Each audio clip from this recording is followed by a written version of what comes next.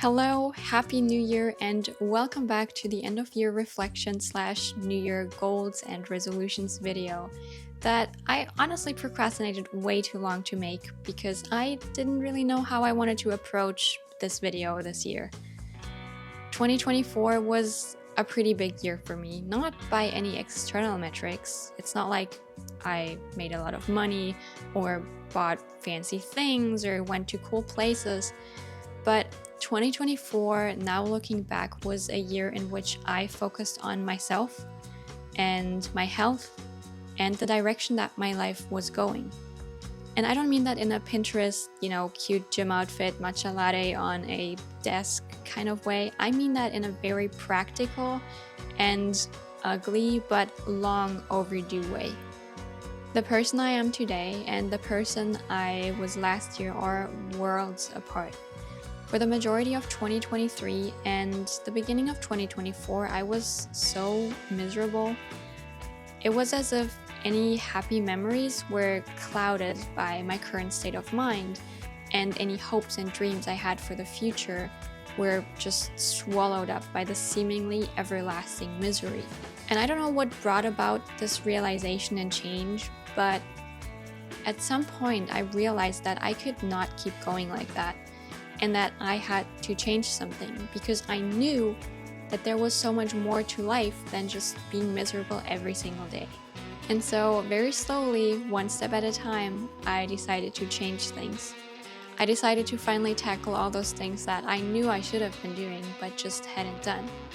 Some of them were one and done kind of deals, like deciding to postpone my graduation to not add unnecessary stress and instead be able to focus my attention, energy, and time on things that needed it. Others were more long-term oriented solutions, like finding a therapist to start working through some of my issues, and getting my health checkups and looking into things like endometriosis. As a result of me getting this ball rolling, a lot of things in a lot of different areas of my life started to change as well, both good and bad. I was finally starting to see a future again in which I was happy and in which there were things to look forward to. And I knew that in that future, I wanted my husband, boyfriend at the time, to be a part of it. So we decided to get married this year. And I am so eternally grateful to have met such a wonderful person and to have him by my side. He has been the biggest support over the last few years. And he is the reason I will continue to put in the effort to become the best person I can be, the best partner, best friend. I unfortunately also parted ways with my best friend of over 5 years because at some point last year our paths must have diverted. I just hadn't realized it and held on to this friendship that was clearly no longer meant to be. Finally, I started to pour back into myself. I started to take care of myself really well, took care of my sleep, went to the gym, cooked myself many meals at home. I set clearer boundaries and said no to more things that I wasn't interested in, and said yes to more things that I wanted to experience and do. In May, for example, I took a leap of faith and went to the polyglot gathering all by myself, and it genuinely changed my life. I met so many wonderful people there and left inspired, happy, and understood, ready to actually be a language learner again. Now, with all that going on, languages were definitely not a focus this year, though they never really disappeared. And I actually dabbled in 3 new languages this year that were not on my bingo card at all. Leave a comment which languages you think I dabbled in. Okay, my 2024 language goals were essentially just to learn Dutch, or rather learn how to speak it. And I thought I was going to be working on that the first half of the year, while the second half was still to be decided. And it's not like that didn't happen at all, because I did get back into reading a little more in Dutch in January, February, but that's where I stopped, and that's where I always stop. I never go that extra step of activating all my Dutch knowledge and turning it into active knowledge, being able to speak, until a few weeks ago. I finally started watching videos and listening to audiobooks as my listening practice again, and also looked into the Dutch sound so that I would know what things are supposed to sound like. And then I started shadowing a little bit, just here and there, to kind of get into the flow of Dutch speaking. En ik weet dat ik nog helemaal niet goed Nederlands kan. Ik weet dat nog veel is te leren en dat ik nog veel moet oefenen. Ik heb nog altijd veel tijd nodig om mijn zinnen te verzinnen. En mijn uitspraak is ook helemaal niet goed en moet echt worden verbeterd. Ja, dus er is nog veel te doen. Maar ik geloof dat deze keer het goed zou gaan. Omdat ik wil dat het goed zou gaan. Omdat ik werkelijk Nederlands goed wil praten. Dus ja.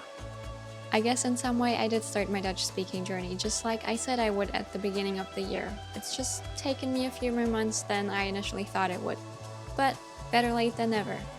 The second big thing that obviously happened is my returning to Japanese in September-ish, I believe, and having kept up with it pretty well since.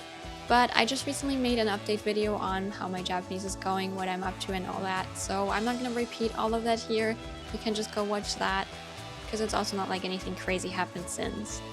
I did mine Kobayashi made, and I did not reach 150 hours though, but we already knew that that was not going to happen.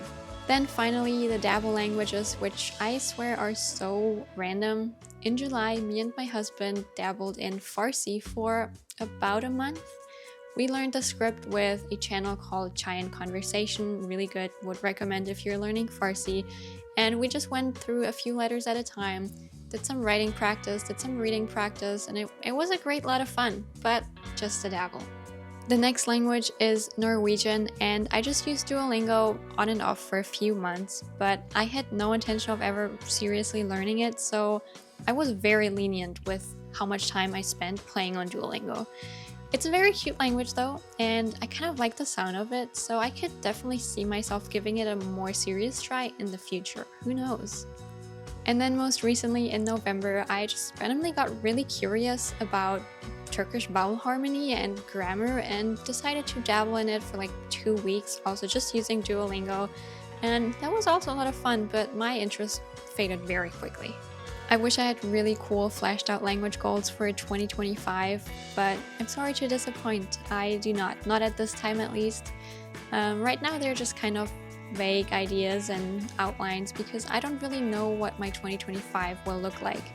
I know that in April I will graduate, so up until then I will just be working on my master's thesis, and I'm not sure how much else I want to have on my plate during that time.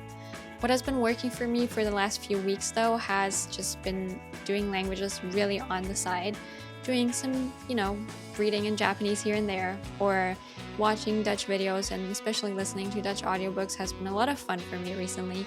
So I think I'll just go ahead and keep doing that and then see how things evolve, especially once I'm back in Germany as well.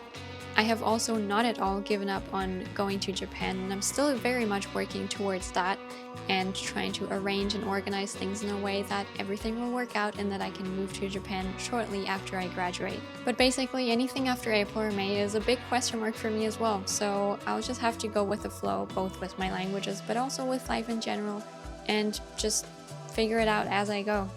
I feel like 2025 might be the first year in a long time where instead of just hanging on and trying to keep it together, I can actually go out and live and explore and experience, and I definitely want that to be my focus for 2025 as well. Me and my husband, we made these bingo boards. I got this idea from someone from Instagram, but basically you fill out this bingo board with the plans and goals that you have for the new year, some smaller, some bigger. And then as the year goes on, you try to fill it out, and I just love that idea. I still have to figure out a few things for my bingo board, and I also still want to make a vision board, but I feel like life is progressively getting better, and I am so looking forward to 2025. If you want, feel free to share how your 2024 went. Let me know your 2025 goals, language related or not. I always find it super interesting to see what other people are up to and what kind of goals people set for themselves. With that being said, thank you for watching, and I'll see you in the next video.